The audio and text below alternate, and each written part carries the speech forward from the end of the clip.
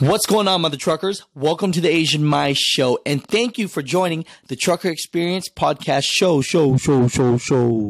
Now, if you'd like to be on the next podcast, basically hit me up on Facebook, Instagram, or YouTube, or Gmail at the Theasianmaishow. So, let's get into today's video. Today, we're going to be calling Wes Livin, and he's going to tell us a little bit about his interesting story, and hopefully this story helps you on your trucking path and career to success. Let's give him a call. Yo. What's going on, mother trucker? What's up, mother trucker? How's it going? Doing good, man. Thank you so much for being on the Trucker Experience podcast show, on the Theasianmaishow, on YouTube, show. I know, I need to get some damn sound effects, huh? Definitely. Yep. You know, what are you talking on? A handheld set, or what are you on? Yeah, I'm on my Bluetooth. You know, the Blue Parrot. Blue Parrot's number one, man. I'm not sponsored by those mother truckers, but man, if I was, man, that'd be the one to get. So for all you guys, man, out there, man, I got a Blue Parrot too. I got like the 450 XT or some shit like that. That's what I got. Great minds think alike, man. Definitely, for sure. So I know you're working right now. Where you at, actually? I'm in Greensboro, North Carolina, which is not far from the house. I'm about it. This worked out really well for me because I picked up Friday, delivered Saturday in Pennsylvania.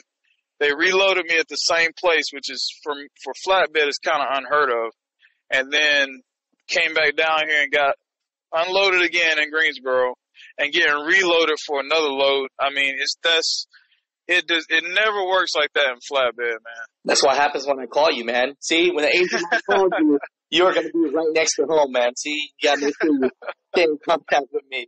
But, okay, so for everybody that's listening to the Theasianmaishow right now while driving, so, you know, let's do a little introduction because, you know, you're a good friend of mine, but clearly people just heard that you do Flatbed.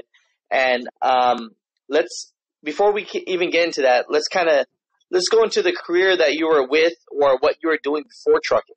Can you enlighten us? Yeah, no doubt. All right. So out of high school, I went to the Army.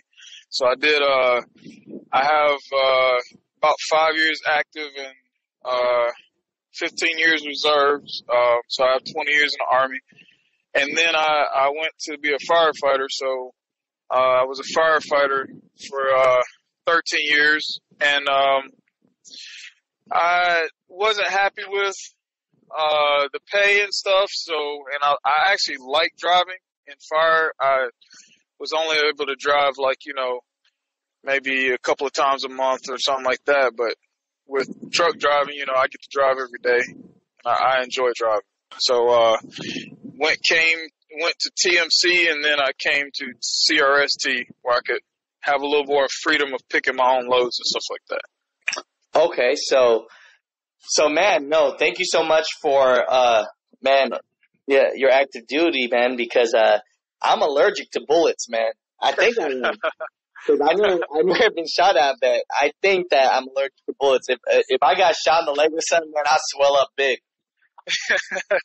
Yeah, we all allergic to them, man. But it's just the military is sometimes, you know, when you want to do something. I guess my whole life is summed up in wanting to serve people, and that's kind of how I've ended up in all these different roles that serve people. So, you know, fire and military and stuff like that. So shoot. So where did the idea really come from to start trucking? Because I mean, being a fireman, I mean, that must be crazy. You must have crazy stories as a fireman. Have you saved any truck drivers? Have I saved any what? Truck drivers that flipped over on the highway or anything? Let's see. Man, I've had so many accidents that I've responded to. I can only remember maybe one down an embankment or something like that, but I have definitely you know, saved some lives, like with CPR. And I've put out some trucks that were on fire. if your truck ever catches on fire, just get out. Don't try to fight it. Get out, call 911 because they go out like crazy. They're very flammable. There's a lot of void space up there in their truck, so they're hard to put out. Okay, so that's a power tip, people. So don't sit in there with the fire. Tell your buddy. Jump out of the truck because it's going to burn up real quick, right? Right, and don't try to, that little fire extinguisher. I'm telling you, it's not going to put it out. All that fire extinguisher is basically to try and save your life, to help you get out of the truck. Oh, that's good. I didn't know that actually. So yeah, that fire extinguisher that fire extinguisher is not very big. So that's not really for putting out fires. That's just kind of help you maybe clear the way a little bit so you could jump out of the truck if need be. Right. Okay, that's a good tip, man. Thank you for that. So, when you were a firefighter for 13 years and doing that, you said you loved driving, but what made you want to be a trucker, though? Like, where did that happen? Where did that first seed, pop in your mind? Like, I'm going to be a truck driver. So what I was doing is, while I was at the fire station in between calls, I did a lot of YouTube. So I was looking at YouTube and, I started watching, some of the guys and, that's really how the research came about. I'm not going to mention the other YouTubers, but you were definitely one of them that I watched. You better shut the hell up. I don't want to hear none of that. You were definitely one of them. I'm not going to mention the other ones, but what I can tell you is that your stuff was genuine, and you didn't have fluff. And you told it like it is, so. Hey, after this interview, Wes, I'll give you your paycheck. Cool. No, but yeah, just sitting around at the fire station. And I really wanted to try and do it part-time, but it's really hard to go straight into trucking part-time. Yeah, that's kind of hard to do because every place they want you to drive, they want you to have experience. And they usually say 1 to 2 years OTR experience, because there are part-time truck driving jobs, but you got to have the experience in order for them to let you drive part-time. So now, because you already had at that time, a Class B or already a Class A at that point driving? I had a Class B. Okay, so so you watched the YouTube videos and you said, "Hey, I want to be a trucker." Now, at the time, you're single. You got 20 kids. What's the situation going on in your head? No, I'm married with I have a son he's 15 now. He doesn't live with me, but part-time, And so yeah, my wife, she was kind of like, where'd this come from? So she asked me, why would you want to be a truck driver? And I kind of gave her my reasonings and stuff like that. And so, one of them being pay. Pretty much got a instant pay increase by coming to trucking. That's cool, man. See, a lot of people don't know that, man. Trucking can pay the bills. So what CDL school did you go to? So you thought about YouTubing. You saw the trucking on YouTube and all that. You were interested. You let the wife know that I'm going to be gone for 2 years or something like that. So from there, where did you get your Class A, or what was the scenario of truck school? What'd you do? Okay, I'm gonna put it like this. I saw on YouTube a couple of things about some trucking companies. One of them was, I'm gonna say it, but I'm not gonna say it. So it's Bree R. Bingland. So I'm gonna say one was Bree R. Bingland or something like that, and one was Crisp or something. So when I call these two trucking companies, Chris and B.R. Bringland, man, they were very rude, and they were are you prepared to be out for a month at a time? And are you, they were just, and if you answered any of those questions in any kind of way with hesitation, they're like, do you really want this or not? And I just got turned off on the way they were talking to me. So I went ahead and I called one more company. And this company was called Spam Transport. And where Spam Transport messed up was they told me the school they were going to send me to.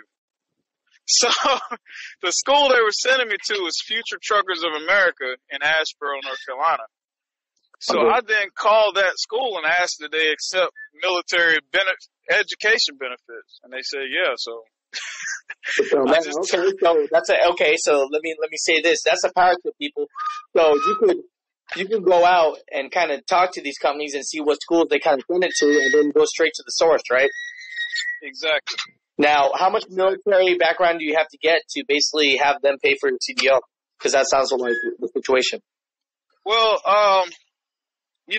people that are in the military, you have certain education benefits. So that's on a case-by-case basis. I earned mine from being on active duty. So I have the GI Bill. So that's how I pay for it. Now with, other folks, they may have a different situation, but what I will say is this, unless you're single and you're don't have any kind of responsibilities, if you want to just invest a year and sign up with one of these companies that make you drive for a year and they pay for your school, then do it. But if not, if you can any kind of way pay for school yourself, I highly recommend paying for school out of your pocket. That way you can shop around, and if a company's not treating you right, you can leave. You're not obligated to a contract. I like that. So you went to the school and you came out. How many weeks was the school? It was only 4 weeks. It was a month. So you were good. So you kind of knew what you were doing already, and you were able to pass pretty quick, huh? Yeah, because there were people in the school that did not pass. So we lost a bunch of people. So that school that you were talking about, how much did that school cost? I want to say it's $3,000. It's about $3,000, and they may give you a discount for cash. I see. So when you passed, okay, future now, what company did you end up going with? How did you pick that company? Okay, so this is how they did it. When we were getting halfway through the school, they had recruiters to come talk to us, but they only had the recruiters talk to the people who didn't have a contract. So there were 2 of us in a class that didn't have a contract. We weren't contracted to a company, so they would call us out of class and have us go meet in the break room with the recruiters. So I met with a bunch of them, and TMC. I really like TMC Transportation. They're kind of paramilitary. They're very they got sharp trucks and stuff like that. So that's who I went with. So now let's talk about the process for people that want to join TMC. How do you get with TMC? How can you plug them, Wes? Let's hear it. Okay, so with TMC, you got to be kind of on the straight and narrow. So no major felonies or anything like that. No high speeding tickets. You kind of got to be a little bit, have your ducks in a row with them. They don't want to see you have bounced around from company to company. So hopefully you've been with, a company for at least 6 months, stuff like that there. But, you can go and talk to a recruiter, and just go to their website and somebody will call you. Anyone you recommend? Because now we got the plug. The Theasianmaishow got the plug with you. Who do you recommend? I don't really have I could look it up and figure it out for you, and we could, maybe we'll put it in the comments below. We'll put it in the comments below. I can do that. So we'll get back to that recruiter. But since you love TMC, and TMC is a flatbed company, right? Mostly. It is. Yes. They do nothing but flatbed. Hey, if you want to gain experience and be specialized, there's your money right there. So you got to have all your ducks in a row. Don't jump around too much. But here's the good part. They accept new truckers, right? Because you came out straight new out the gate. They're very good at teaching you the right way to do stuff. So you go through orientation for a week, and then after you go through orientation, they teach you how to secure everything, strap things down, tarp, do different things like that. And then after that, they send you out with a trainer. If you have no driving experience and you're straight out of CDL school, they send you out with a trainer for 5 weeks. If you have CDL experience, they'll send you out for 2 weeks with the trainer. And then after that, man, you go pick up your truck. Trucks are really nice. They have inverters already in them. They have a TV already in them. They have sometimes they have a camera. That's the only thing kind of sucks. They're really big on safety, so they might have a camera to make sure you're not work for me. That might not work for me. texting or driving. You know why I'm not taking off my shirt, Wes? Ain't gonna work for me. Yeah, so Now I hear creaking in the back. Now you're strapping something down, or is there? I am. That's exactly what I'm doing. I'm tightening down my straps, and I'm about to climb up here and tarp my load. So that's not a lot lizard situation, right? Out of that creaking. No, man. Okay, yeah. You didn't say you're married. I'm sorry. I didn't want to say that and bust you out or nothing like that. You know, that's like a Jurassic World, you know, a Jurassic Park T-Rex, you know, the cup in the water, you know, moving, you know. Yeah, they're kind of getting rare right now. I haven't seen many lately. You ain't looking hard. I'll tell you where. I'll tell you where. I'm just playing. Thanks for the information on that with TMC. Now, people want to know the pay. What's the beginning pay for a new truck driver going to TMC, learning how to be a flatbedder, if I'm saying that right? You're saying it right. So the good thing about TMC, everything is performance based. So, to make good money with TMC, they let you take percentage pay or mileage pay. But you should always take percentage pay because you get paid, like if your truck makes $3,000 and you are on percentage pay and you're at 30%, you're going to get a third of that. So you're going to get $1,000.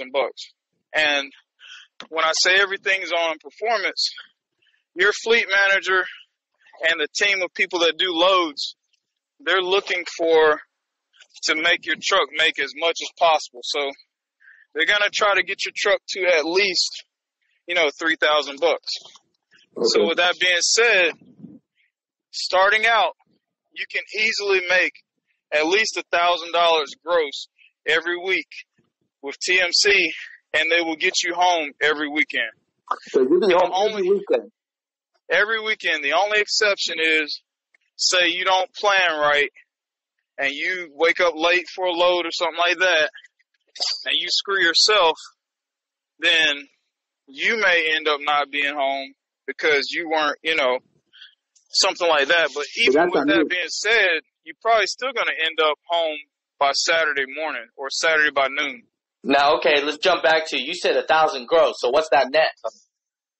Well, that depends on if you're single or if you're married or, you got child support and all that. So right. They do offer benefits. So if you opt for medical, you're looking at like 800, probably 800. But there was times when I had a $1,100 paycheck at TMC. So here's it depends on the person.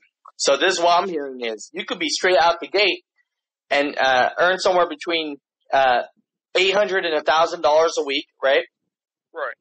And specialize and learn a skill. Right. So I like that. So, okay. Now, how long were you at TMC and why did you switch up? I was at TMC for exactly 6 months. And the reason I switched up was because I wanted the chance to kind of be an owner-operator. So I wanted the chance to pick my own loads off of a load board, buy my own truck that when I get done paying for it is mine. And I also wanted to, learn how freight lanes work. Because at TMC, it's pretty much dummy proof. They're going to send you the loads. You don't have to think about it. They're going to send you loads. But, if you just drive where they tell you to drive, you're never going to learn how freight lanes really run and stuff like that. When you say freight lanes, what do you mean by that? Explain it to the new guys. Okay, so freight lanes is where, with flatbed, it's the places where there's a lot of good freight, where there's a lot of steel plants, a lot of maybe lumber mills, and so if you take a load somewhere, like I'm taking this load to Virginia, I need to know am I going to a place where I'll be able to get a load easily out? Like when I came to Florida, I always have to know, look, I need to get like $3 a mile going into Florida because I may have to bounce empty without a load out of Florida because not a lot of freight comes out of Florida. And that's a part of knowing your freight lanes. Now, what company are you with this now? I'm with CRST Malone, or you could just say Malone, but it's a CRST company. So CRST company. So some people like to bash CRST. Now, are you a owner operator for them, or are you a lease operator for them? I'm a lease purchase. So lease purchase. Now, a lot of people like to talk ish about lease purchase. Where are you at with that? Oh, I'm fine with it, man, because it's, at the end of the day, everything over here is on me. It's a load board.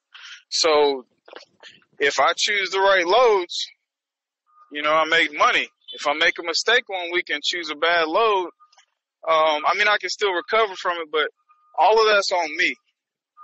So when people bash companies, I could understand if you came over here and you got a bad truck and they didn't help you get another truck. Yeah, I would understand you bashing the company, but I would say out of most of the drivers, like in my orientation class, there were 4 people that came back.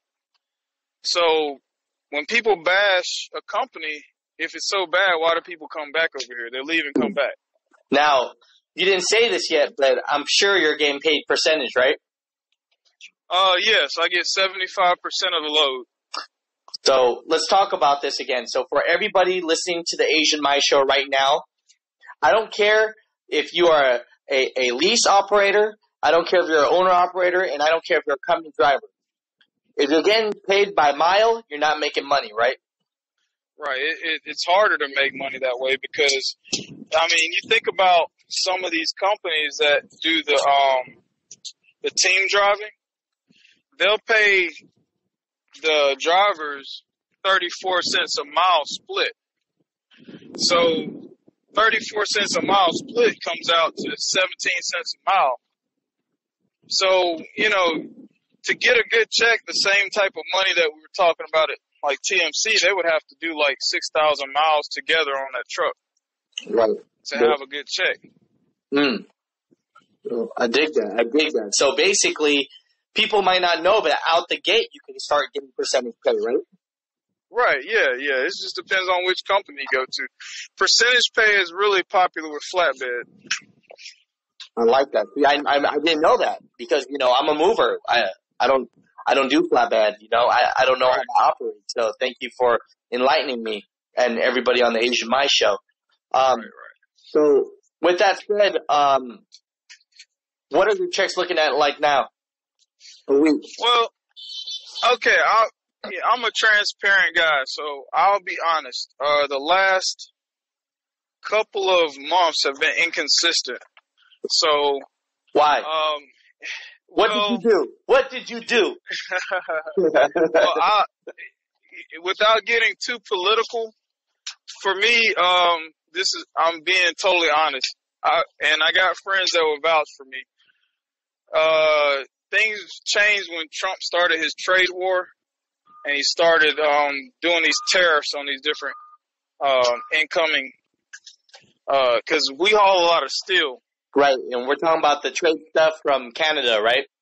Yeah, we haul stuff. We haul lumber from Canada. We haul steel and aluminum for China. And when he slapped those tariffs on, a lot of companies slowed down their production. So it really hurt us, man. I'm to be honest, I used to make like $1,600 to $1,800 every week. That's after everything paid. I'm not talking about gross. Right. And that was easy to do. Now I make $1,600 every other week, and I may have a week where I make $400. But if I have a slow week, then the next week I'll make $1,600 or $1,800 or something like that. So what are you gonna do in this situation? What are you doing? You have to change your operating style. So you have to haul some stuff you weren't hauling before. Like I used to didn't haul a lot of lumber, but now I have to haul lumber. I mean, I have to haul what's available, you know. And lumber is kind of popular right now because all these storms and hurricanes and stuff like that. So you got to change up your game plan a little bit. So would you suggest flatbedding at this moment in time for people getting in? Or what are your thoughts? Oh yeah, I still recommend it. I recommend going company first. I don't recommend right now unless you already got a lot of experience. I don't recommend coming over to try and learn being an owner operator right now. I thank you for that. I would do it. If I did it, I would wait until like maybe spring, because spring is usually a booming time in flatbed. Okay, so that's your guys' season right there. Yeah, because like right now, you know how the moving company, this is kind of a slow season for moving. We're getting into the slow season for movers. Yep. That's kind of how it is for flatbed. But we hit this early this year. Like normally, we don't slow down until around November. But this year, we got slow. October, man, I sat a day looking for a load, which is unheard of for me. Whatever the end of October was. I guess the October was the 30th. Dang. So in the slow times, are you able still to, so you like you're saying, are you able to still to maintain almost $1,000 a week, even though it's slow as hell? Well, so look, if you look at what I was saying, you brought up a good point. So if you take 1,600 and multiply it times 2, right, and that means I made $3,200 a month. And if you take 32 and divide it by 4, it's 800. So I'm still averaging 800 a week. And that's bad. And that's supposedly bad. And I'm still home every weekend. And some of them times when I couldn't find a load, I was home during the week. So it's still not bad. And I was still paying my truck off. My truck is still, like, in January, I only have a year left and my truck will be paid off. Good for you, man. So overall, what would you like to leave people with that want to get into flatbed? Because, I mean, I know you personally, and you're as real as it gets, brother. So, you know, what would you like them to know at the very end of this? At the very end, I just remember this. Whatever you believe, you can do. So if somebody tells you can't, if you believe you can or you believe you can't, either way you're right. And what I would do is prove to yourself and others that you can do it. So, you know, when you're going to have times when you're going to be down, man, like you break down, stuff like that. But at the end of the day, just shake it off and get back up. You know, like you fall down, man, just get back up. You know, don't quit. Man, thanks, man. I really appreciate you, man. Any shout outs to anyone before we end this conversation? Oh, man, I just shout out to all the people that beat cancer, because I think October is Cancer Awareness. I think it's Breast Cancer Awareness Month. We actually have a flatbedder over here named Shanita, and she CRST did a wrap for her truck, a pink wrap, because she beat breast cancer and she's a female flatbedder. So yeah, shout out to Shanita. Hell yeah, man. Yeah, man. And anyone else that helped you along your way to be where you are now and successful? Oh man, my wife, you of course, just with everything, positive words. My wife Chrissy, just yeah, everybody, man.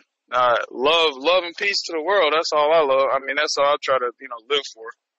Man, so I'm going to love to have you back on the Trucker Experience podcast show maybe a year from now and see where you're at, brother, and see how you're doing. No doubt. Man. Appreciate you. Cool, man. Hey, thanks for everything, Les, and definitely, man. I'll catch up with you, man. All right, brother. Take care. Yep. Peace.